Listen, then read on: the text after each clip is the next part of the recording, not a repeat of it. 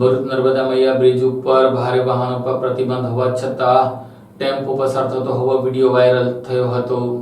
ભરૂચ અંકલેશ્વર વચ્ચેના નર્મદા મૈયા બ્રિજ ઉપર ભારે વાહનોનો પ્રતિબંધ હોવા છતાં એકાયસર ટેમ્પો દોડતો નજરે પડ્યો હતો।